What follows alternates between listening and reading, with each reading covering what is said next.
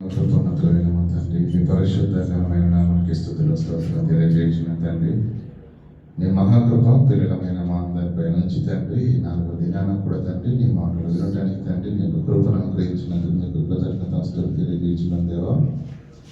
చెప్పబడుతున్న ప్రతి మాటను తండ్రి విను మరచువారుగా కాకుండా విన్న ప్రతి మాటలోని ఆంతర్యాన్ని నీ ఆవేదనను గ్రహించి భూమి మీద మా బ్రతుకులను మలుచుకొని మీరున్న మహాలోకానికి చేరడానికి సమస్తము మీరు చేయించున్నారన్న సంగతిని గుర్తిరిగి బ్రతుకుల్లో మా బాధ్యతను నెరవేర్చి మీ పాద సన్నిధి చేరుటకు అందరి మనోనేత్రాలు వెలిగించవలసిందిగా వేడుకుంటూ ఈ తరుణంలో తండ్రి మా బ్రతుకులను వెలిగించుటకు అవసరమైన జ్ఞాన సంగతులను మీ ఊరగా నన్ను వాడుకుని తండ్రి వినిపించి నేర్పించవలసిందిగా వేడుకుంటూ క్రీస్తునామని ప్రార్థనకు పెట్టుకున్నామా కన్న తండ్రి. ఆమేన్. ప్రియులారా, నిన్నటి దినాన ఒక మంచి సందర్భాన్ని మనం నేర్చుకున్నాం. సాధారణంగా మన జీవితంలో స్నేహితులు కావచ్చు, రక్త సంబంధాలు కావచ్చు, లేదంటే బంధువుల్లో కానీ ఈ దృశ్యాన్ని మీరు చూసే ఉంటారు. ఎందుకంటే వాక్యం చెప్పాలంటే ముందు మీ మనస్సును ఆలోచింప చేయాలి. ఎవరికైనా బాగా యాక్సిడెంట్ అయ్యి కాళ్ళు చేతులు పనిచేయని స్థితిలో ఏమండి భయంకరమైన పరిస్థితిలో ఉన్నారనుకోండి, వాళ్ళ పరిస్థితి ఎలా ఉంటుందండి? ఏమండి కాళ్ళు చేతులు విరిగిపోయి లేవలేని స్థితిలో బాగా పెద్ద యాక్సిడెంట్ జరిగింది అనుకోండి, వాళ్ళు ఎలా ఉంటారు చెప్పండి? ఉంటారా? అనంతరం ఉంటారు. కానీ ఒక చోటికి వెళ్ళమంటే నడవగలరా? ఈ చేతితో పని చేయండి అంటే చేయగలరా? చేయలేరు. కనీసం వాళ్ళ మరి కాలకృత్యాలను కూడా వాళ్ళు చేసుకోలేరు స్వయంగా కదా. ఇంకెవరో చేయుతనివ్వాలి, ఇంకెవరో సహాయం చేయాలి. అలా చేస్తే తప్ప వాళ్ళ యొక్క కాలకృత్యాలు కూడా వాళ్ళు తీర్చుకోలేని స్థితిలో ఉంటారు. ఏమంటే మరి ఎందుకు నడవట్లేదు, ఎందుకు పని చేయట్లేదు? చనిపోయాడా? చనిపోలేదు, కానీ చేయడానికి చేతులు లేవు, చేతులు కదలట్లేదు. ఒక ప్రాంతానికి నడిచి వెళ్ళాలంటే కాళ్ళలో శక్తి లేదు, కాళ్ళు రావట్లేదు. అంటే మంచం పైన పడుకొని కేవలం ఊపిరితో ఉండి ఏ పని చేయకుండా ఉన్న మనిషి ఎలాగో దేవునిలో ఉండిన నీవు, యవనస్తుడిగా ఉన్న నీవు, ఆయుష్, ఆరోగ్యము, బలము, కండపుష్టి ఉన్నటువంటి నీవు దేవుని పని కొరకు నీ కాళ్ళు నడవకపోతే, నీ చెయ్యి చాచకపోతే, నీ మనసును సిద్ధపరచుకోనకపోతే, దేవుని పని కొరకై నువ్వు నడుం కట్టకపోతే దేవుని దృష్టిలో కూడా నీవు బ్రతికున్న జీవోత్సవానివే తప్ప కదా. అందుకే దేవుడు ఏమన్నాడు? నీ క్రియలు నేను ఎరుగుదును, నీవు జీవించుచున్నావన్న పేరే ఉన్నది కానీ నిజానికి నీవు మృతుడవే. నిజానికి నీవు మృతుడవే. కనుక పిల్లరా, దేవుని పిల్లలుగా మన భక్తి జీవితాలు వ్యర్థం కాకూడదు. దేవుని పిల్లలుగా మన యొక్క భక్తి అనేది బూడిదల పోసిన పన్నీరు అవ్వకూడదు కదా. తెలుగులో సామెత ఉంది, లేదండి? తెలుగులో ఒక సామెత ఉంది. ఏంటి? ఇంత బతికి ఇంటెనకాల తెచ్చాడట. దాని అర్థమేంటి? ఎన్నో పోరాటాలు చేసిన వీరుడు ఎక్కడ చనిపోయాడు?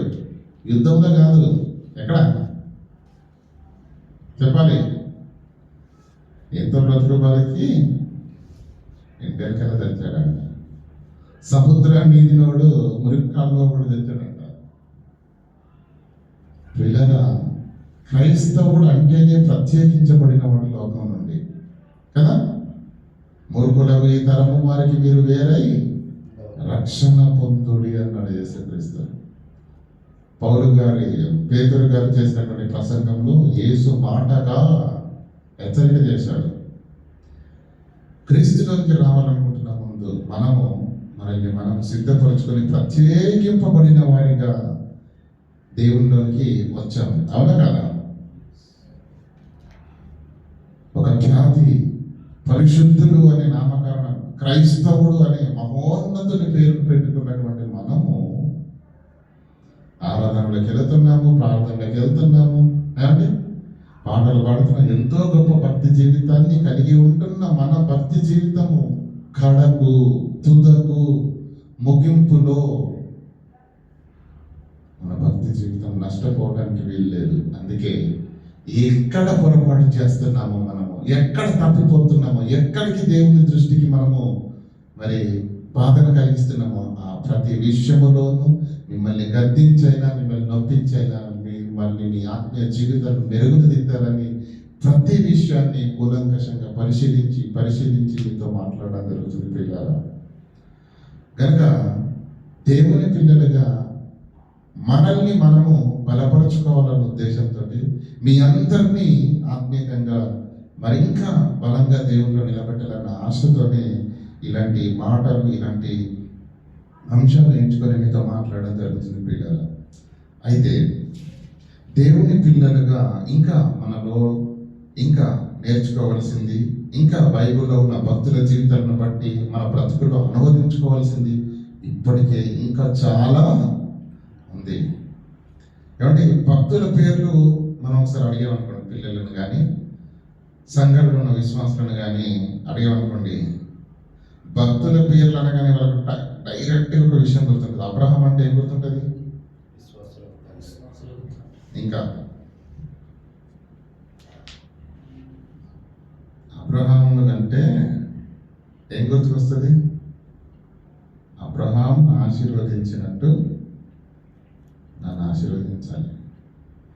దావీదు అనగానే చాలా మంది ప్రార్థన కూడా చేస్తారు, ప్రభా దొర్రెల దొడ్డిలో ఉన్నటువంటి రాజును, ఈ దావీదును ఇశ్రాయేలు సింహాసనం పైన పెట్టావు, నన్ను అంత కాకపోయినా ఎంతో కొంత కదా, ఎంతో కొంత నన్ను దీవించు. అబ్రహాము వలన నన్ను ఆశీర్వదించు తండ్రి, దావీదు వలన నన్ను ఆశీర్వదించు తండ్రి అంటారా? మంచిదే. మనకు భక్తులు అనగానే వాళ్ళ ఆశీర్వాదాలు కనబడుతున్నాయి, అంతే కదా? నిజమా కాదు చెప్పండి? సొలొమోను మహేశ్వరవంతుడు కదా. భక్తుల పేర్లు తీయగానే ఈరోజు చేసే ప్రార్థనలు మీరు గమనించండి, ఇశ్రాయేలు నడిపించిన దేవా మమ్మల్ని కూడా నడిపించు. ఒక ఉదాహరణ చెప్తారు దేవునికి ప్రార్థనలో, మర్చిపోతాడు కదా దేవుడు. ఇన్ని చేసిన తర్వాత మళ్ళీ మాట అంటారండి, ప్రవ్వా నువ్వే చెప్పావు కదా, ఏమని? అడుగుడి మీకు ఇయ్యబడు, నువ్వు వెతుకుడు మీకు మీరు అడగండి అని మీరు అన్నారు కాబట్టి నేను అడుగుతున్నా, మరి కాదనకూడదు అన్నట్టుగా మాట్లాడుతూ ఉంటారు పిల్లలు. కానీ మంచిదే, వారిని దేవుడు ఆశీర్వదించాడు అన్న మాట మంచిదే. కానీ లేఖనం ఏం సెలవిస్తున్నారు సార్ చూడండి, యాకోబు పత్రిక 4:10 చదువుకుందాం. యాకోబు పత్రిక 4:10.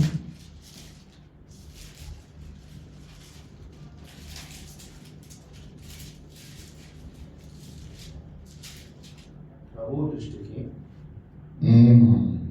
4:5-10.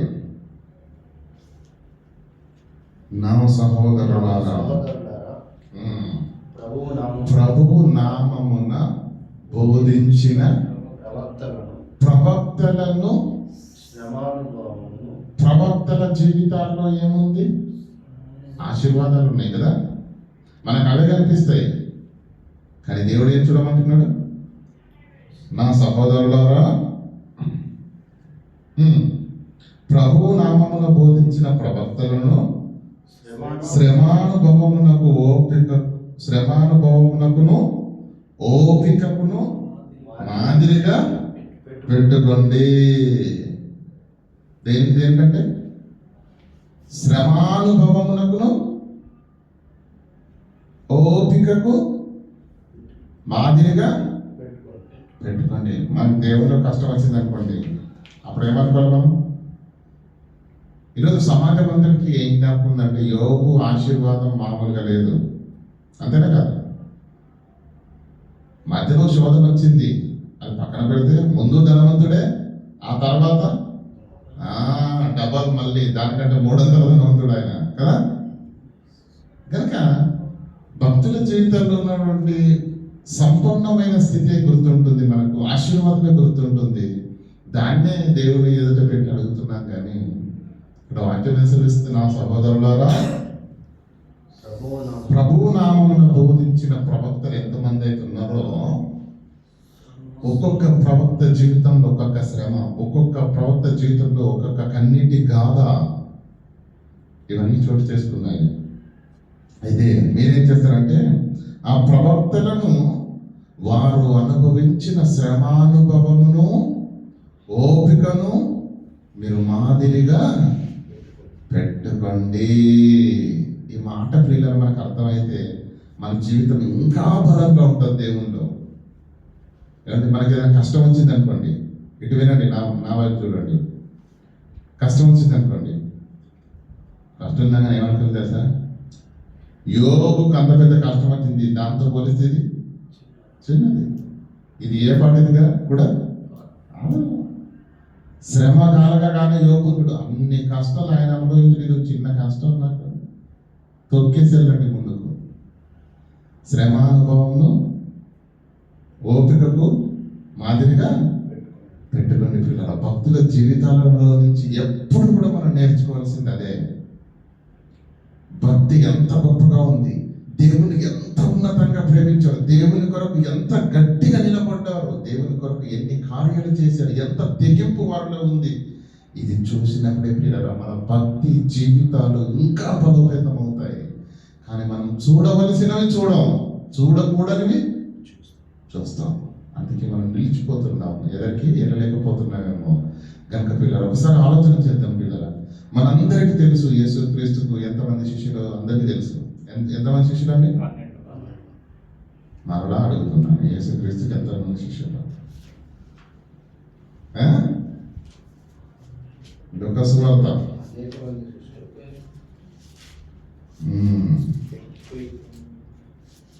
చదవండి. ఎంత ఉన్నారు?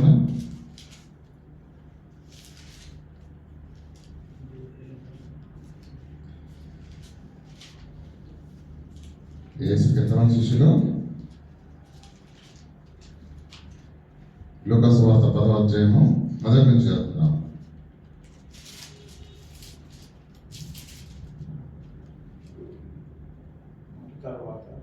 అటు తర్వాత ప్రభువు 70 మంది ఇతరులను నియమించి తాను వెళ్ళబోయే ప్రతి ఊరికి, తన ప్రతి చోటికి తనకంటే ముందుగా ఇద్దరిద్దరిని పంపినప్పుడు ఆయన వారితో ఇట్లా కోత విస్తారంగా ఉన్నది కానీ పనివారు కొద్దిమందే, కాబట్టి కోత యజమానుని కోత కొరకు పనివారిని పంపమని వేడుకనుడి అని చెప్పాను. అంటే వీళ్ళు కూడా ఎక్కడికి వెళ్ళాలన్నమాట? సువార్త ప్రకటించడానికేనా? చెప్పాలి. ఏమంటే ఇక్కడ 70 మంది అని రాశారు. యేసుక్రీస్తు జనాల్లోకి వెళుతున్న కొలది వందలుగా యేసుక్రీస్తు శిష్యులుగా మారిపోయిన వాళ్ళు అనేకులు ఉన్నారు. కానీ వీరిని యేసుక్రీస్తు ఉన్న వారిని మనం ఏమనాలంటే అపోస్తలులు అనాలి. శిష్యులే కాదనట్లేదు, శిష్యులే, కానీ ప్రత్యేకింపబడిన శిష్యులు వాళ్ళు. ఇంకా మనకు అర్థమయ్యే భాషలో చెప్పాలంటే అపోస్తలులు అంటే పరిశుద్ధాత్మ దేవుని యొక్క బాప్తిస్మము పొందిన వారు, మహాశక్తివంతమైన కృపావరాలు కలిగిన వారు. ఆ 12 మందిలో ఏ ఒక్కరు చనిపోయిన వాడిపైన చెయ్యేసి లే ప్రభువు నామనంటే టక్కన లేస్తారు తెలుసా? మరి ఆ శక్తి మిగతా శిష్యులకు లేదు, మిగతా శిష్యులకు లేదు.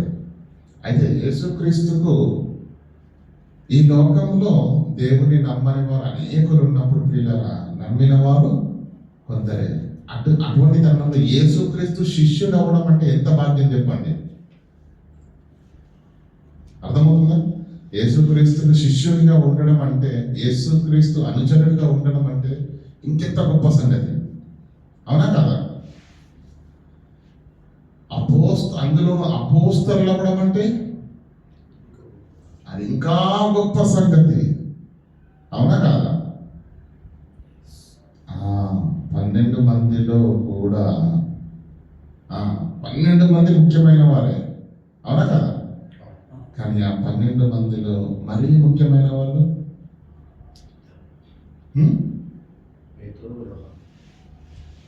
ఇద్దరా, ముగ్గురు. ఆ 12 మందిలో మరీ ప్రధానమైన వాళ్ళు ముగ్గురు. అంటే మిగతా వాళ్ళు ప్రధానమైన వాళ్ళు కాదని కాదు నా ఉద్దేశం, కానీ దేవుని యొక్క ఆలోచన ఏంటో, దేవుని యొక్క సంకల్పం ఏంటో మనకు తెలియాలి ప్రియులారా. దేవుని యొక్క ఆలోచన ఏంటో, దేవుని యొక్క సంకల్పం ఏంటో మనకు తెలియాలి. చూడండి, మార్కు సువార్త 10వ అధ్యాయము 35 నుంచి చదువుకుందాం. మీ అందరికీ నేను ప్రశ్నిస్తాను. యేసుక్రీస్తు ప్రభుల వారు బ్రతుకున్నప్పుడు చెప్పినటువంటి ప్రతి జ్ఞానపు వాక్కును ఆనాటి సమాజము విని విడిచిపెట్టింది. విన్నవాళ్ళు అనేకులు, దాన్ని పట్టుకున్న వాళ్ళు మాత్రం చాలా తక్కువ. ఆ మాట పట్టుకున్న వాళ్ళే దేవుణ్ణి అనుసరించారు. విన్న వాళ్ళందరూ కాదు, విన్న మాటను హృదయంలో నాటుకున్న వాళ్ళే దేవునిలో నిలిచిన వారు. చదవండి మాట. జెబెదయి కుమారులైన యాకోబు యోహానును ఆయన యొద్దకు వచ్చి, బోధకుడా, మేము అడుగున్నదెల్లా నీవు మాకు చేయగోరుచున్నావని చెప్పగా ఆయన, నేను మీకేమి చేయగోరుచున్నానని అడిగాను. వారు నీ మహిమయందు నీ కుడివైపు ఒకడును నీ ఎడమ వైపుగా ఇంకొకరిని కూర్చుండునట్లు మాకు దయచేయమని చెప్పేది. యేసు ఏమడిగారు? మీకు అర్థమైంది అసలు సందర్భం? జెబెదయి కుమారులు ఇద్దరండి, యాకోబు, యోహాను. వాళ్ళిద్దరు యేసుక్రీస్తు దగ్గరికి వచ్చి ఏమడుగుతున్నారు? ప్రభువా, మన భాషలో చెప్తాను, మేము అడుగున్నదల్లా నీవు చేయకూర్చున్నామంటే మనం అంటారు, నాకు ఒక మాట ఇవ్వండి అంటామన్నావా? ఏదైనా సహాయం కావాలనుకున్నప్పుడు మన పొరుగు వారి దగ్గరికి వెళ్ళామంటే, అన్నయ్య నాకు ముందు ఒక మాట ఇవ్వు, నువ్వు మాట ఇస్తే నేను చెప్తానంటాడు. సరేలే చెప్పు, ఏంటి విషయం? ఇక నీకు మాట ఇస్తున్నాను, తప్ప ఏంటో చెప్పంటే అప్పుడు అడుగుతాడు, అన్నయ్య నాకు డబ్బులు అవసరం ఉందని. అంతేనా? సింపుల్గా మనకు అర్థమయ్యే భాషలో. కానీ ఇక్కడ ఏమంటున్నాడు? మేము అడుగున్నదల్లా నీవు మాకు చేయగోరుచున్నాము అంటే, మేము ఏమైతే అడగబోతున్నామో అది నువ్వు చెయ్యాలి ప్రభు అని మాట తీసుకుంటున్నారు. అప్పుడు యేసుక్రీస్తు చెప్పండి ఏం కావాలని అన్నాడు. అప్పుడు ఏమన్నాడు వీళ్ళు?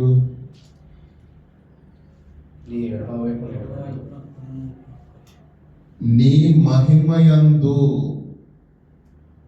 అక్కడ యేసుక్రీస్తు కొండ మీద కూర్చుంటే పక్కనే కూర్చోవచ్చు, ఇబ్బంది ఏం లేదు. దాని గురించి కాదు మాట్లాడుతున్నది. నీ మహిమయందు, పరలోకంలో ఉన్నత సింహాసనమందు నువ్వు కూర్చుంటున్నప్పుడు ప్రభువా, నీ మహిమయందు మేమిద్దరు అన్నదమ్ములం. ఓకేనా? మేమిద్దరం అన్నదమ్ములం కనుక నీ ఎడమ వైపున ఒకరు, కోడి వైపున ఒకరు మేమే ఉండాలి.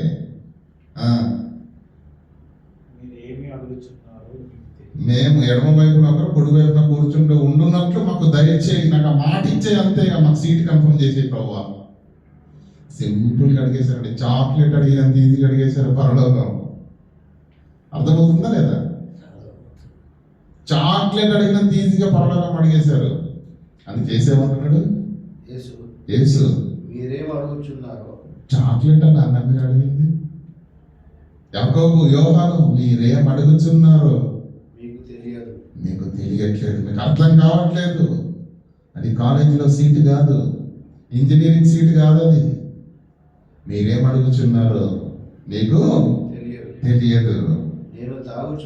నేను త్రాగుచున్న గ్రిన్నెలోనిది త్రాగుట అయినను నేను పొందుచున్న బాప్తిస్మము పొందుట అయినను మీ చేత అగునా. ప్రశ్న ఏమన్నాడంటే యేసుక్రీస్తు, నేను తాగుతున్న గ్రిన్నెలేంది నువ్వు తాగల, మీరు తాగలరా? నేను పొందుచున్న బాప్తిస్మము, నేను పొందుతున్న బాప్తిస్మం పొందుట అయినను మీ చేత అగునా అనేసరికి అప్పుడు వాళ్ళేమనుకున్నారు? వాళ్ళేమో చూడండి, వారిని అడగక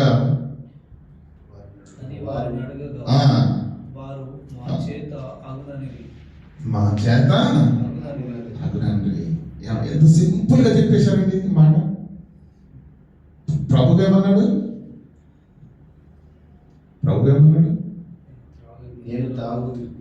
నేను త్రాగే గిన్నెలోనిది మీరు త్రాగగలరా? నేను పొందుతున్న బాప్తిసం మీరు పొందగలరా అన్న మాట చాలా భారమైన మాట. కానీ దాని అర్థం వాళ్ళకి అర్థం కాక వాళ్ళు ఏమనుకుంటారంటే, గిన్నెలో ఏదో తాగుతున్నాడట ప్రభు, ఆయన తాగలేదు నేను తాగాయన. ప్రభువా గిన్నెలో పోసి ఇవ్వండి, మీరు నిమిషంలో తాగితే నేను 10 సెకండ్లలో తాగి చూపిస్తాను అంటే వాళ్ళు ఏమనుకున్నారంటే, ప్రియులారా ఏదో ఒక తాగే ద్రవం గురించి మాట్లాడుతున్నాడు, ఒక ద్రాక్షరసం గురించి లేదంటే ఒక లిక్విడ్ గురించి మాట్లాడుతున్నాడు అని చెప్పేసి వాళ్ళు అనుకున్నారు కదా. అనుకుని ఏమంటున్నారు, మేము త్రాగగలం ప్రభు, డోంట్ వరీ, ఆ విషయంలో మీరు ఏం డౌట్ పడాల్సిన అవసరం లేదు, ఇంకా మాట్లాడితే నీకంటే ముందే తాగేస్తాను దాన్ని అంటే ఇది అర్థమై మాట్లాడుతున్నారంటారా? లోకానుసారమైనటువంటి ఏదో గిన్నెలో ఏదో ద్రాక్ష రసము, ఏదో నీళ్ళు, ఏదో పళ్ళ రసము, ఏదో తాగుతానంటున్నాడు. ఆయన తాగలేదు నేను తాగలేమా? సింపుల్ అండి, సింపుల్ గా తీసుకున్నారు. తర్వాత నేను పొందుతున్న బాప్తిస్మము మీరు పొందుతారా అని అడిగాడు.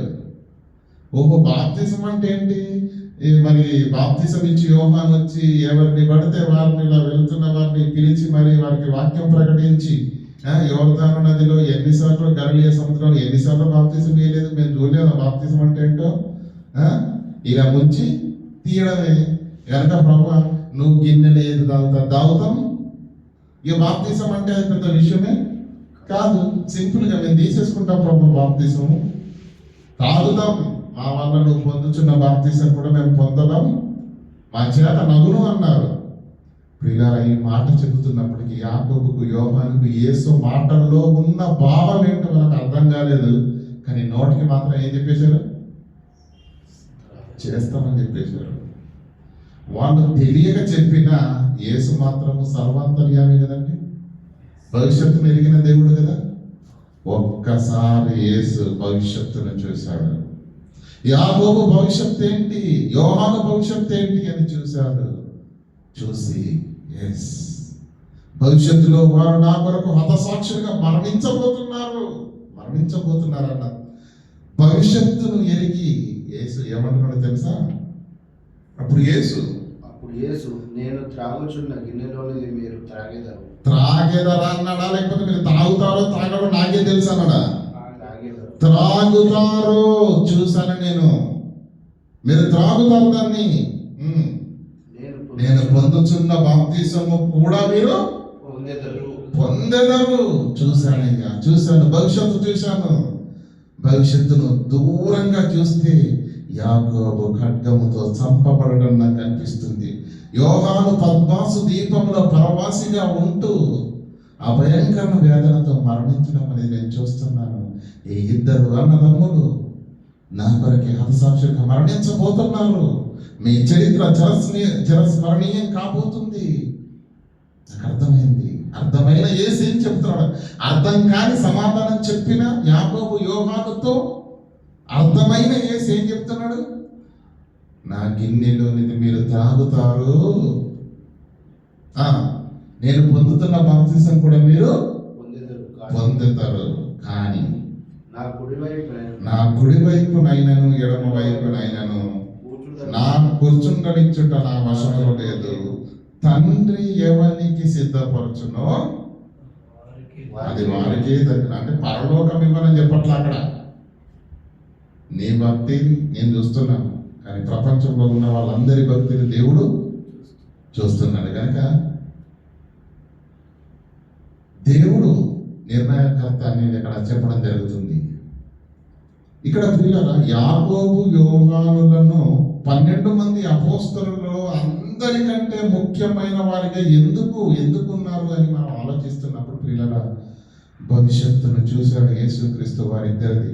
అపోస్తలులలో అందరికంటే మొట్టమొదటిగా చనిపోయింది ఎవరు? యాకోబు. అపోస్తల కార్యములు 12వ అధ్యాయం ఒకసారి 12వ అధ్యాయం మొదటి వచనం చదువుకుందాం. 12వ అధ్యాయం మొదటి వచనం అపోస్తల కార్యములు. అపోస్తలులలో అందరికంటే ముందుగా చనిపోయింది ఎవరు?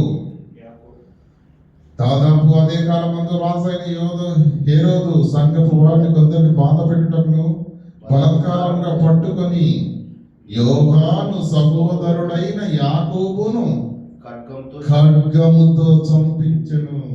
అపోస్తలులలో మొట్టమొదటిసారిగా హతసాక్షి అయింది ఎవరు? యాకోబు గారు. యాకోబు మరణాన్ని కల్లారా చూసిన తరువాత యోహాను ఎలా ఉండాలి చెప్పండి?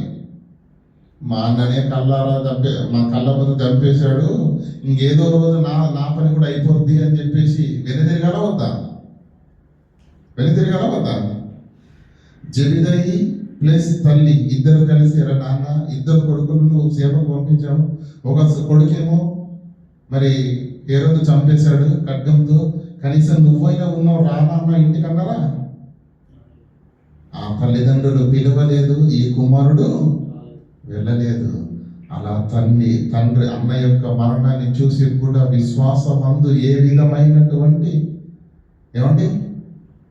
అలజడి లేకుండా దేవుని యందు సంపూర్ణ విశ్వాసంతో భక్తి జీవితంలో నుంచి వైదొలగకుండా స్థిరంగా బలంగా నిలబడి చివరి వరకు భూమి మీద నిలదొక్కున్నటువంటి విశ్వాస వీరుడు అపోస్తలుడైన యోహాను గారు.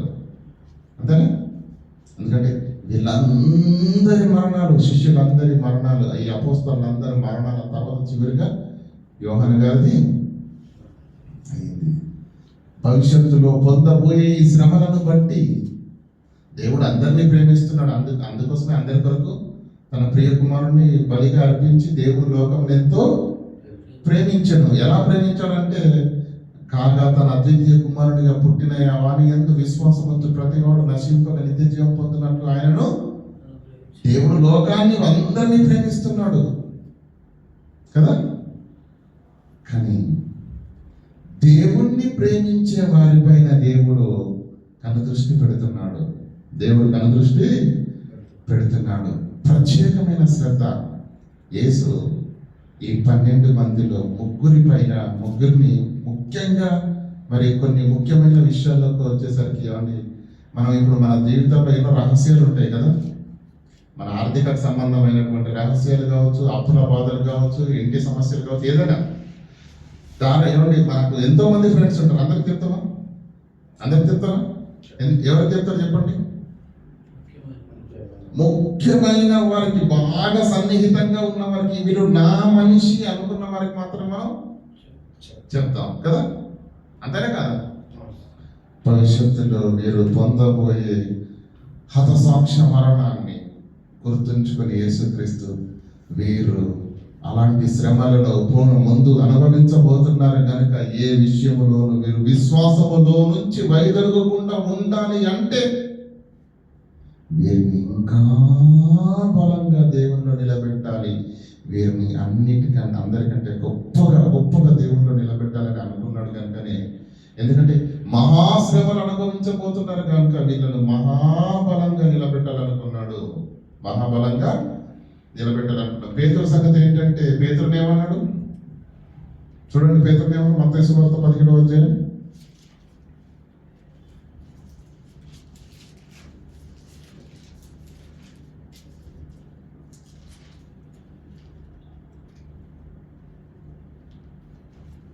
18వ వచనం 16-18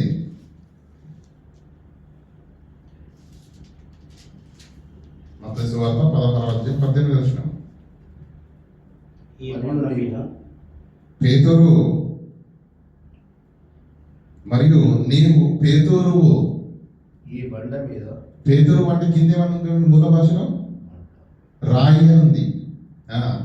పేతురు నీవు పేతురువు, ఈ బండ మీద నా సంఘమును కట్టుదును, పాతాళలోక ద్వారములు దాని ఎదుట నిలువనేరవు. ఎవరి మీద కడతానండి? పేతురు మీద అంటే పేతుర్ని కింద గొయ్యి తీసి పేతుర్ని లోన వేసి కట్టడం అనేది అని అర్థం. బేస్ మీ ద్వారానే ప్రారంభం అన్నాడు, అంతే కదా. సంఘమును కట్టాలి అని అంటే పేతురు గారు ఎంత బలంగా ఉండాలో చూడండి అన కదా. అంటే దేవునికి భవిష్యత్తులో ఒక ప్రణాళిక ఉన్నది, ఒక ఏర్పాటు ఉన్నది కనుకనే వారిని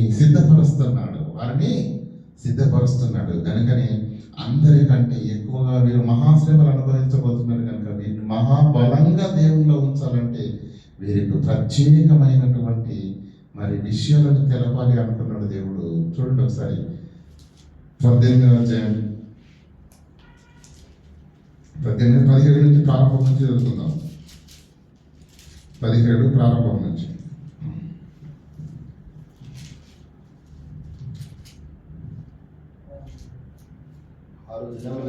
6 దినములైన తర్వాత పేతురు యాకోబును నంబర్ 1, యాకోబును నంబర్ 2, అతని సహోదరుడైన యోహానును వెంట పెట్టుకొని ఎత్తైన ఒక కొండ మీదకి ఏకాంతంగా పోయి వారి ఎదుట రూపాంతరము పొందాను. ఆయన ముఖము సూర్యుని వలె ప్రకాశించాడు. ఆయన వస్త్రములు మార్కు సువార్త తీయండి దయచేసి. మార్కు సువార్త తీయండి 9వ అధ్యాయము 2వ వచనం చదువుతున్నాం.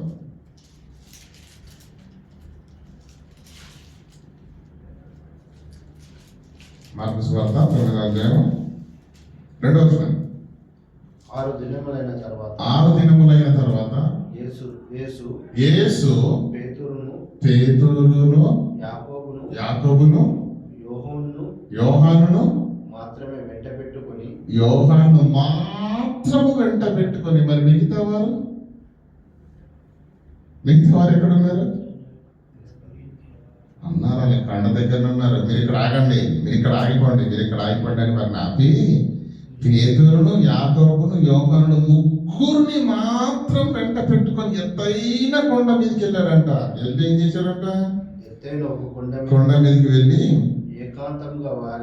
ఏకాంతముగా వారిని తోడుకొని పోయి వారి ఎదుట రూపాంతరము పొందెను.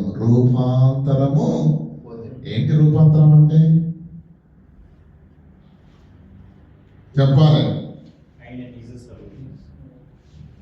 ఈ మట్టి దేహము మహిమా దేహంగా మారబోయే అద్భుతమైన దృశ్యం రూపాంతరం. మట్టి దేహం మహిమ దేహంగా మారిపోవడం.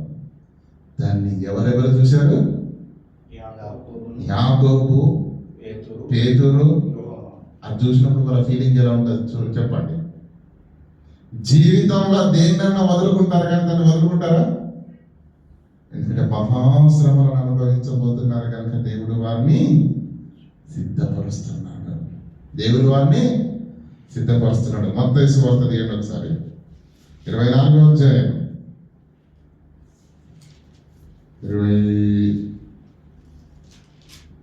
26 చదువుకుందాం. 26 చదువుకుందాం. 26:36 26:36 మత్తయి సువార్త. అంతటా యేసు వారితో కూడా గెత్సేమని అనబడిన చోటికి వచ్చి అక్కడికి వెళ్ళి ప్రార్థన చేసి వచ్చు వరకు మీరు ఇక్కడనే కూర్చుండని శిష్యులతో చెప్పి పేతురును మీరు ఇక్కడనే కూర్చోండి నేను అంత్యవంతకు ప్రార్థన చేయమని శిష్యులతో చెప్పి వాళ్ళని అక్కడే ఉంచి పేతురును జెబెదయి ఇద్దరి కుమారులను వెంట పెట్టుకొని పోయి దుఃఖపడుటకును చింతాక్రాంతుడగుటకును మొదలు పెట్టాను. అప్పుడు యేసు మరణమగునంత నా ప్రాణము బహు దుఃఖములో ఉన్నది. మీరు ఇక్కడ నిలిచి నాతో కూడా మెలకువగా ఉండుడని వారితో చెప్పాడు. కొంత దూరం వెళ్ళి సాగిలపడి, అంటే ఇక్కడ మరలా అక్కడ శిష్యులందరిని అక్కడే నిల్చుండమని చెప్పి మరలా ఈ ముగ్గురిని తీసుకుని వెళ్ళి ఏం చేస్తున్నాడు? ప్రార్థన చేస్తున్నాడు. అవునా కదా? ప్రార్థన చేస్తున్నాడు. మరి అక్కడే చేసుకోవచ్చు కదా ప్రార్థన, అంతేనా కదా? అక్కడ చేసుకోరాదా? అక్కడ కూడా చేసుకోవచ్చు. కానీ ఇక్కడికి వచ్చి ఎందుకు ప్రార్థన చేస్తున్నారు? మత్తయి సువార్త తీయండి ఒకసారి, లూకా సువార్త 22వ అధ్యాయం 42వ వచనం.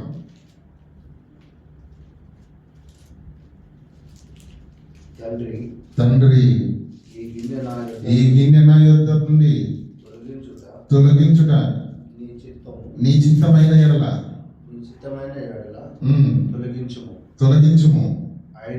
అయినను నా ఇష్టము కాదు నీ చిత్తమే సిద్ధించును గాక అని ప్రార్థించాను. అప్పుడేం జరిగింది? అప్పుడు పరలోకములో నుండి ఎందుకు శిష్యులందరినీ కిందనే మీరు ఇక్కడే ఉండండి అని చెప్పేసి పేతురును యాకోబును యోహాను మాత్రము వెంట పెట్టుకొని ప్రత్యేకమైన స్థలంలోనికి వెళ్ళి ప్రార్థన ఎందుకు చేశాడంటే, ఎప్పుడైతే యేసుక్రీస్తు తండ్రి ఈ గిన్నెను నా యొద్ద నుంచి తొలగించు అని ప్రార్థన చేశాడో అప్పుడు ఏం జరిగిందో తెలుసా? వెంటనే మహాప్రకాశమానమైనటువంటి వెలుగుతోటి పరలోకంలో నుంచి దూత వచ్చి యేసుతో మాట్లాడుతుంది. అప్పుడు పరలోకంలో నుండి దూత ఆయనకు కనబడి ఆయనను బలపరిచెను. ఈ సీన్ ఎవరు చూశారు? అయ్యా యేసు, నీవు లోకాన్ని రక్షించడానికి పుట్టినవాడవయ్యా. ఈ శిలువ భయంకరమైన మరణ త్యాగాన్ని చూసి ఈ గిన్నెను నీ ఎదురు నుంచి తొలగించమంటావా? తండ్రి కళ నెరవేరే కాలం దగ్గరకు వచ్చింది. నువ్వు మృత్యుంజయుడవై శిలువలో మరణించగానే సర్వ మానవాళి పాప విమోచన కావించబడబోతుంది. మానవాళికి పాపం నుంచి విడుదల దయచేయబోతున్నావు గనుక నువ్వు ఈ కార్యం చెయ్యాలని బలపరిచేసరికి ఈ సంభాషణ దూతతో ఈ సంభాషణ కళ్ళారా చూసింది ఎవరు? పేతురు, యాకోబు, యోహాను. గొప్ప గొప్ప దర్శనాలు, గొప్ప గొప్ప విషయాలు వారికి ఎందుకు చూపిస్తున్నాడు, ఎందుకు నేర్పిస్తున్నాడు? దేవుడికి వారి పైన ప్రత్యేకమైన ప్రణాళిక, ప్రత్యేకమైనటువంటి ఆలోచన, సంకల్పం ఉన్నది కనుకనే వారు వైద్యులకు పోకుండా ఉండాలని బలమైన దేవుని సేవలో వారు వాడబడాలనే బలమైన సంగతులను, బలమైన విశ్వాసములుగా వారు ఉండటానికి వారి కళ్ళకు అద్భుతాలను చూపించాడు. అంటే దాని అర్థం ఏంటి? దేవుడు వారిని సిద్ధపరుస్తున్నాడు. రానయ్యున్న దినాలలో నీవు అన్ని విషయంలో నిలబడినట్లుగా నిన్ను సిద్ధపరుస్తున్నాడు. ప్రియులారా, ఇప్పుడు రోమీలకు రాసిన పత్రిక మాట చదువుతున్నామండి. రోమీలకు రాసిన పత్రిక 8వ అధ్యాయము. రోమీలకు రాసిన పత్రిక 8వ అధ్యాయం ఒకసారి. .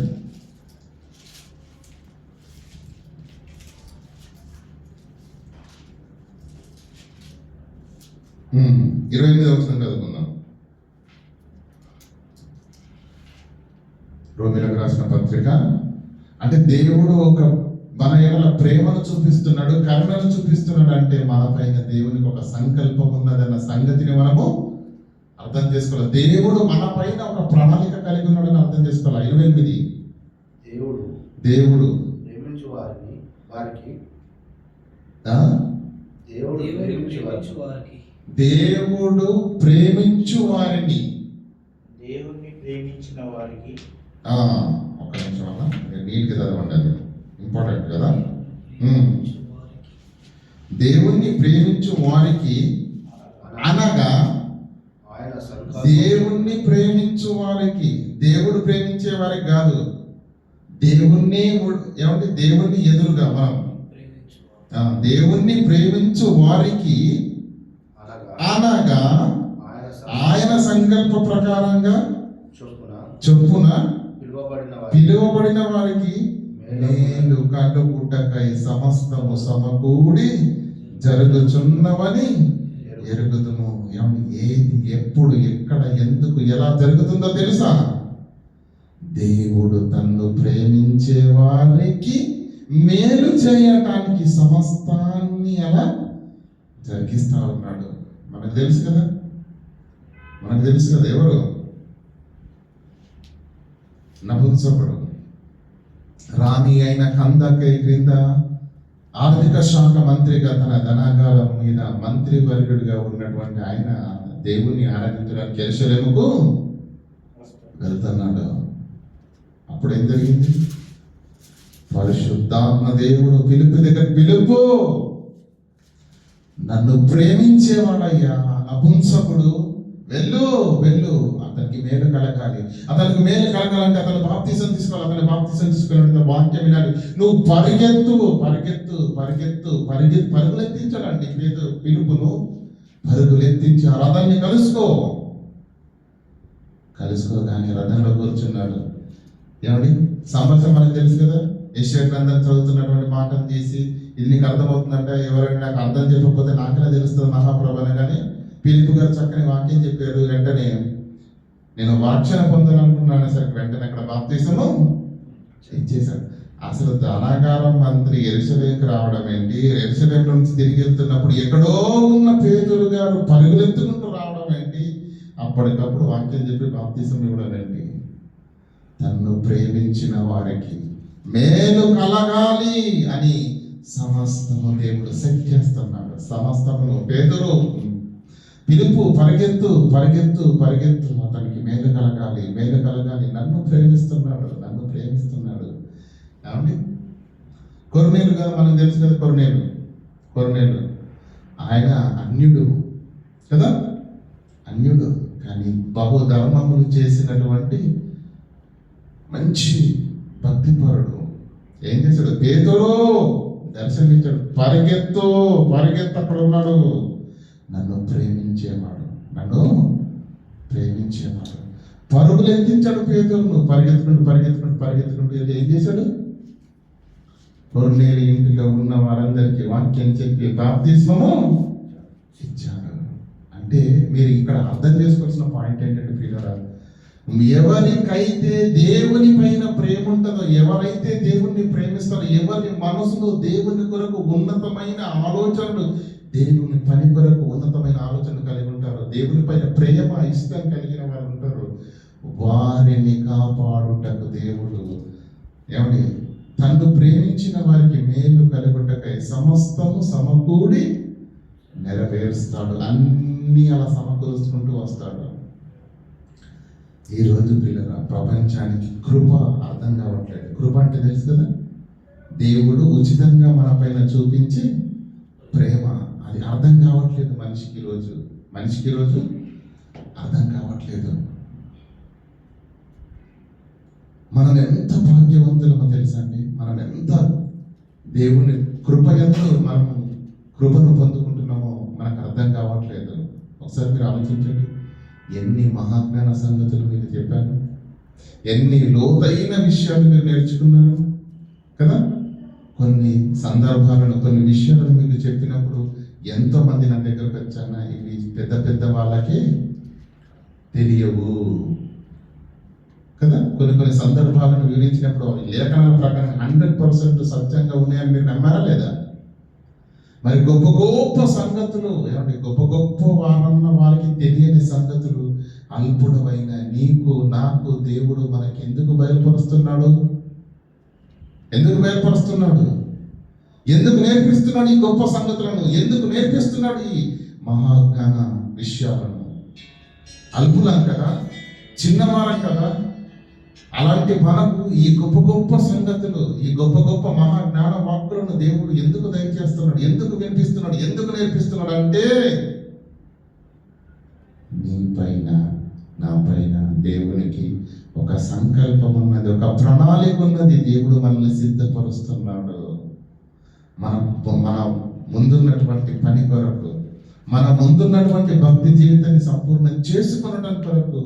ఎంతో మంది మహాజ్ఞానులకు, ఎంతో మంది గొప్ప వాళ్ళు అనుకుంటున్న వారికి లేని మహాభాగ్యం ఈ సత్య సువార్తను వినే తరుణం, అపోస్తలుల బోధ వినే ఏమండి సమయాన్ని దేవుడు మనకి ఇచ్చాడు. ఈరోజు సమాజంలో లేవండి కల్పనా కథలు చెప్పే బోధకులు లేవరా, బోధలు లేవా, సంఘాలు లేవా?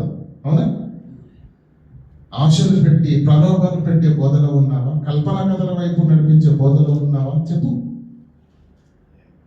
వీటన్నింటిని దాటి అన్నింటికంటే ముఖ్యమైన వాక్యంలో ఉన్న, లేఖనాల్లో ఉన్న సారాన్ని కేవలం అల్పులమైన నీకు నాకు దేవుడు దయచేస్తున్నాడంటే, ఆ మహాకృపను మనం పొందుకొని ఉన్నామంటే దాని అర్థమేంటో తెలుసా? దేవుడు నీ మీద కూడా ఒక ఉన్నతమైన ప్రణాళికను కలిగి ఉన్నాడు. రానయ్యున్న దినాల్లో దేవుని పని కొరకు నడుం కట్టి నిలబడి తన సేవను జరిగించడానికి, అనేకులకు ఈ వాక్యాన్ని ప్రకటింపచేయడానికి నిన్నే ఒక స్తంభంగా, నిన్నే ఒక యోధునిగా దేవుడు వాడుకునబోతున్నాడు. చూడాలని ఆశపడుతున్నాడు. అందుకే గొప్ప విషయాలను, గొప్ప సంగతులను తెలిపి వినిపించి మనల్ని మెరుగుదిద్దుతున్నాడు. ఆయన యాకోబు, యోహాను, పేతురులను కూడా సిద్ధపరిచాడు, మెరుగుదిద్దాడు. ప్రియ ప్రాణాలైన వదిలారు కానీ వారు దేవుణ్ణి విడిచిపెట్టలేదు. కనుక చిన్న మాటలు కాదు, చిన్న సంగతులు కాదు మనకు వినిపిస్తున్నాయి, నేర్పిస్తున్నది దేవుడు మహాజ్ఞాన సంగతులు. ఈ లోకంలో గనులైన వారు, జ్ఞానులైన వారు, ఎన్నికలో ఉన్నవారు, అలాంటి వాళ్లకు కూడా ఎరుగని మహాజ్ఞాన సంగతులను పిల్లరా ఒక్కటి కాదు, రెండు కాదు, ఎన్నో సృష్టి రహస్యాల దగ్గర నుంచి, ప్రారంభం ఆది కాండం నుంచి పిల్లరా యేసుక్రీస్తు మాటలలో ఉన్న ప్రతి ఆంతర్యాన్ని, ఎన్నో విషయాలను పిల్లరా మనం కూలంకషంగా నేర్చుకున్నాము. ఇది దేవుని ప్రేమ, ఇది కృప. అల్పులమైన మనకు ఇంత మహాజ్ఞాన సంగతులు, గొప్ప సంగతులను, గొప్ప విషయాలను దేవుడు ఎందుకు నేర్పిస్తున్నాడంటే, రేపటి దినాన నిన్ను నన్ను గొప్పగా వాడుకోవాలనుకుంటున్నాడు. గొప్పగా మన జీవితాలను మలుచుకోవాలని దేవుడు సూచిస్తూ మన పైన ఉన్న దేవునికి ఉన్నతమైన ఆలోచనలు కలిగి ఉన్నాడు. కనుకనే ఈ ఉన్నతంగా మనల్ని మెరుగు దిద్దుతున్నాడు. ఆ విషయాన్ని అర్థం చేసుకొని దేవుని కృపకు మరి లోబడి అందిస్తున్న ఆ ప్రేమను నిరర్థకం చేసుకునకుండా, కృపను ప్రియులారా మరి కోల్పోకుండా మనం ఆ కృపను కలిగి ఉండాలి అంటే, దేవుడు మాట్లాడుతున్న సమయంలో, దేవుడు పిలుస్తున్న సమయంలో, దేవుడు ఆహ్వానిస్తున్న సమయంలో మన దేవుణ్ణి హత్తుకోవాలి. యెహోవా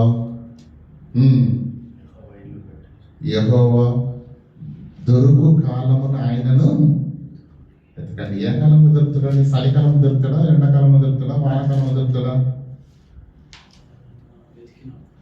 దేవుడు చేతులు చాపి పిలిచినప్పుడే దేవుని యొద్దకు మనము అలానే. కానీ ఈరోజు మనుషులు లేరు.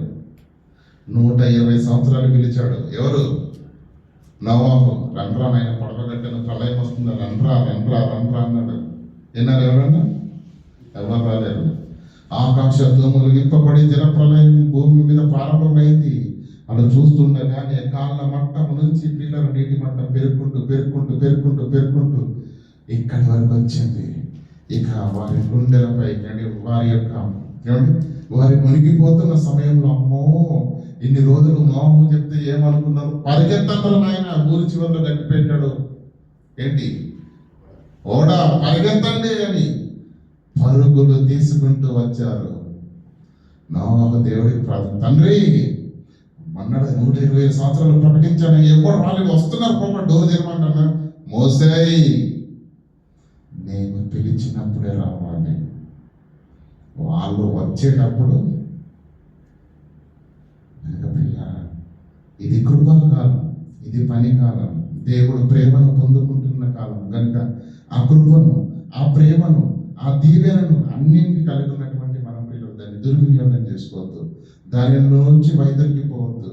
కనుక దేవుడు మనపైన ఉన్నతమైన ఆలోచన కలిగి ఉన్నాడు కనుకనే, ఉన్నతమైన సంకల్పాన్ని కలిగి ఉన్నాడు కనుకనే మనమైన దేవుని యొక్క ఆశను నెరవేర్చే వారిగా ఉండాలని, ఈ భూమి మీద మనము దేవుని సంతోషపరిచే భక్తి జీవితాన్ని కనపరచాలని, మనమైన దేవుని పరలోక రాజ్యంలోకి చేరాలని అనేకులు నామకార్థంగా బ్రతుకుతున్నారు. కానీ మనందరికీ సత్యాన్ని, వాక్యాన్ని సూటిగా స్పష్టంగా ప్రకటింపచేస్తూ మనందరి ఆత్మ జీవితంలో బలపరుస్తున్నటువంటి తండ్రికి మనపైన ఎంత ప్రేమ ఉందో మీరు ఒకసారి ఆలోచించండి.